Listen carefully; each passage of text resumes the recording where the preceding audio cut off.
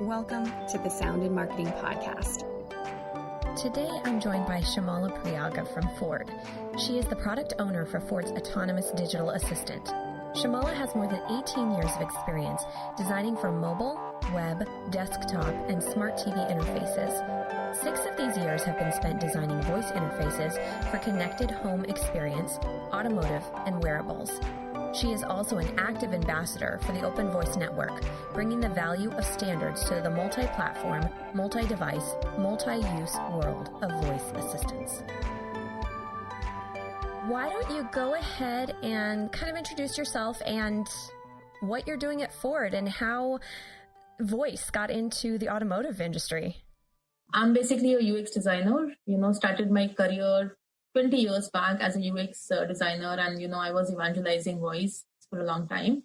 And then from there, I started working in 2012. I started working with Amazon. That's where I participated in the hackathon, and the proposal was augmented reality with voice, and that got some traction. And from there, my journey started with voice. I was one of the beta testers for Amazon Alexa when it was a secret project. And from there, moved on to VoiceBox technology, which was all about conversational AI platforms like ASR, NLP, TTS, all the platforms. They used to develop everything end to end. But I stayed there for some time, and then the company was, in the verge of getting acquired. So I then joined Ford. And since then, I've been here at Ford designing voice interactions. I was part of the Sync 4 voice interactions. And now I moved to Ford Motor, the autonomous division, where I lead the, the digital assistant for AVs. During this time, I feel like, I'm probably wrong, but I feel like voice automation in cars is a fairly new thing. I'm just curious how it kind of developed into what it is, because now we are very familiar with utilizing voice, like not just in GPS, but so much in our technology in our car. You and I spoke earlier. I have a 2010 Ford Edge, and I get frustrated because it's old technology, but I can still speak to it. So what has been your progression into, or what have you witnessed through voice in automotive? It's an interesting question. So see, it's not very new. I would say that voice is, new in the car. It has been there, for some time, probably more than 10 years. Like you own a 2010 and it still has a voice assistant, although it doesn't have all of the capabilities. It may not be natural and all. So the desire to have voice assistants in the car has always been there, right? Just that, the technology was challenging. The first and foremost thing was, there was no connectivity in the car back in those days, right? And that was limiting most of, the capabilities, like what Alexa or Google Assistant might provide with the cloud capabilities. So everything has to be embedded. The moment you put everything embedded, of course, there's space related issues, like, there's limited space in the car and there's grammar and all of those kind of things. So what has changed since then is now cars are more connected. So the modern cars you would see, have inbuilt modem, or they will have connectivity. So, you are able to create a more connected experience in the sense like you can have a hybrid experience where, some of the features are in the car, some of the features are off board. So that way, you are able to get the both worlds as well. Critical features related to vehicle control could be in the car and others can be in the cloud. So you're still getting those latest, features which the users desire nowadays. The second thing which has changed or evolved since, back in the days, couple of years back, is natural language. The biggest reason why most of these automotive OEMs did not have a natural language was, the limitations of the tools or platforms they were using, and plus the connectivity, everything, including the grammar and everything, has to be stored somewhere, right? Now with cloud connectivity and with now, these vendors also providing more natural language capability than command line, companies are able to leverage those kind of things as well. So now you will see more and more, natural language processing in the car where, you can say whatever instead of navigation, destination, entry, which most of the older versions were doing. Now you can simply say, find me a Starbucks. You don't have to say like Canton, Starbucks or something else, right? So you don't have to say it that way anymore, which was very complicated for a human to speak anyways. So that has changed, and in addition to that, a lot more capabilities. So earlier, the voice assistants were capable of doing making a phone call or finding a point of interest for you, right? Now they are able to do a lot more things. Voice dictation, because we have connectivity now, allows us to do open dictations as well. So you can compose an email or a text message to someone you want, or you can do all sorts of things like voice shopping, or like control your car. As the machine learning learns, is it something where it goes into a collective for everyone that's speaking to their car, or is it just selective of that individual car? Let's say, and this is probably like too obscure, but like, let's say I have a slang word or something like that, and I speak it in a certain way that would be different than like you would speak it. And does the car learn my natural language process and store it for me, or does it put it into a collective so that maybe there is somebody else out there that might speak that dialect or slang that I use, where it can grab it and learn it faster just for somebody else? You don't design for individual, especially with the natural language. You do design personalization. Like, for example, there are two parts to it, right? One part is speaking part, like there are different ways you can say something. What is the weather in Seattle? Will it rain today? Do I need a raincoat today? Or will it snow? Or, whatever. There is different ways. Or do I need an umbrella? They all mean the same thing, like some people will use more creative words to ask for the same thing. Now, assistant needs to understand that. Maybe you would have asked it, and there could be someone else similar to you who might also want to ask it. So you cannot design like, okay, because Jeanna asked, I have to, design only for her. So when you're designing natural language, it's more of a global thing where you're designing for everyone, right? So how do you make it natural? You try to collect as many utterances, as much data as you can, and then feed it into the NLP so it knows like these are the different languages which the system will understand when someone is asking for weather information.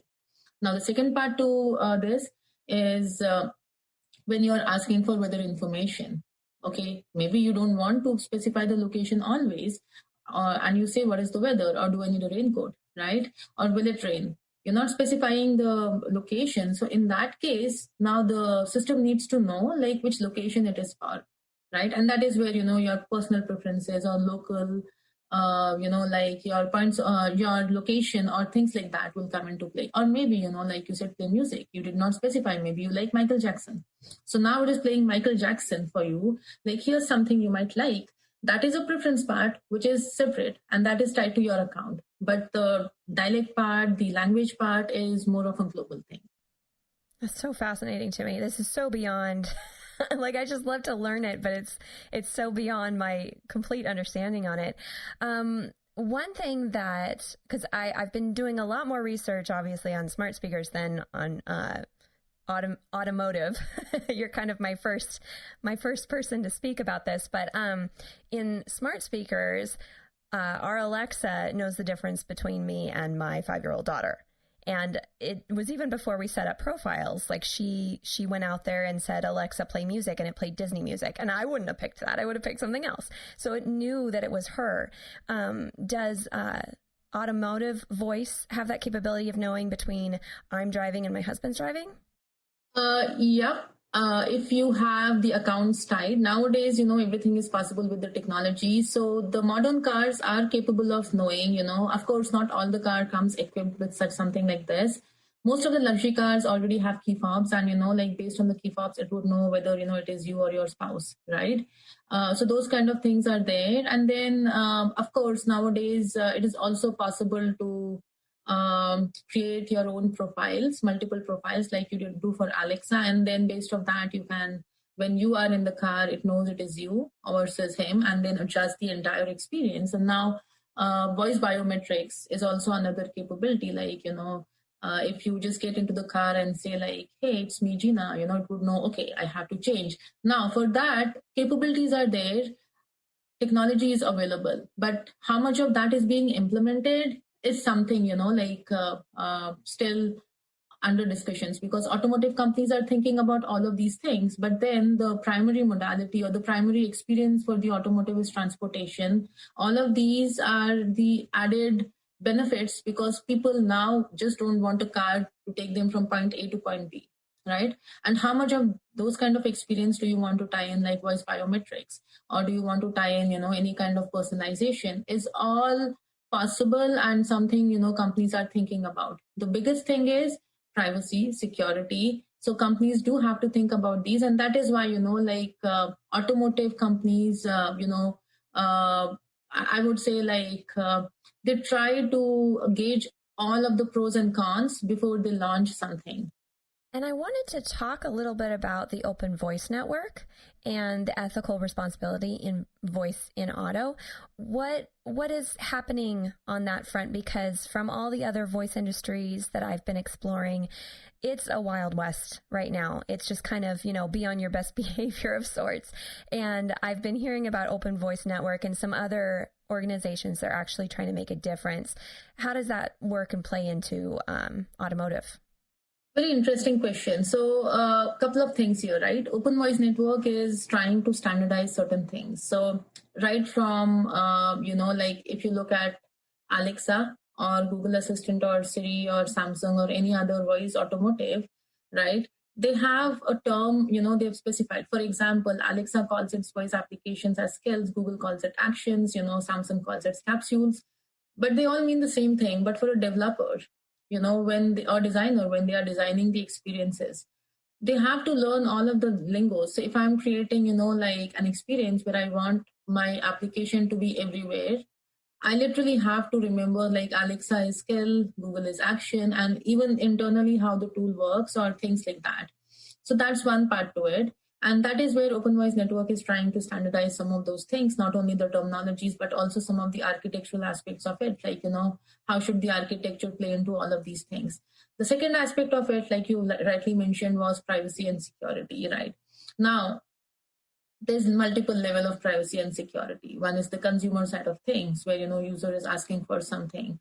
Now throughout, like I was giving the example of weather, or music.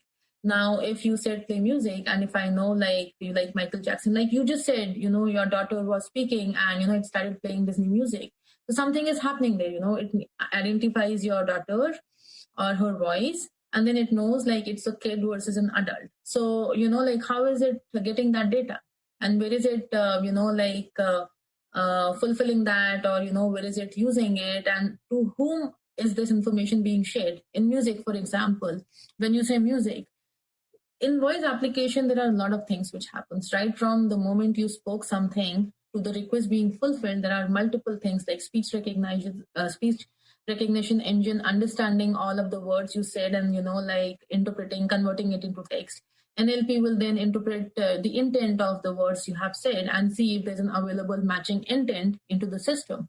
And then from there, once it understands, then it goes to the fulfillment logic. For example, it was music, then it will go to your service provider, like Spotify's hacker, to get that information. Or it was point of interest, then it will go to maybe an app provider, right? And get that information. And then it goes to the text-to-speech engine where, the text is being converted into spoken words and then sent back to you. Now, there are so many handoffs which is happening. Sometimes they could all be from the same company. Sometimes they could be different companies. For example, maybe if someone is using, speech morphing's text-to-speech engine, maybe Deepgram's ASR, right? And maybe Rasa's entire NLP and conversational system. Now, in these things, there are different engines from different companies, and handoff needs to happen seamlessly with all of these companies. The data is being shared everywhere. How do we ensure the data is safe, secured, and not misused at any of these stages? So there's a lot of these kind of things, you really have to think about. That's just one aspect of it. Now there are also consumer side, business side of things as well. Business to business partnerships are happening nowadays. For example, General Motors announced Alexa partnership. Now business to business. How do you ensure the privacy and the data sharing is, secured and not being misused? Check in next week for the conclusion to my interview with Shyamala. In the meantime, I have some exciting news. I'm very excited to announce that I will be launching a course on sound's power and influence in marketing in early 2021, where we'll be discussing what sound is and where it came from, the origins of advertising, advertising today and predictions for the future, sound's role in decision-making and buying power, and how our brains process sounds to create choice and reaction. To sign up for early details, go to soundandmarketing.com or follow me on all the socials. For inquiries on sonic branding development or consultations, you can find me at Dreamr Productions. That's DREAMR Productions.com, LinkedIn, and Facebook. You can also email me at Jeanna, Jeanna, at dreamrproductions.com. All links will be provided in the show notes. For more of the Sound and Marketing Podcast, don't forget to follow, subscribe, and share. You can find us on iTunes, Spotify, Google Play, iHeartRadio, Pandora, and Stitcher. This episode was produced by Dreamr Productions and hosted, written, and edited by me, Jeanna Isham. Let's make this world of sound more intriguing, more unique, and more on brand.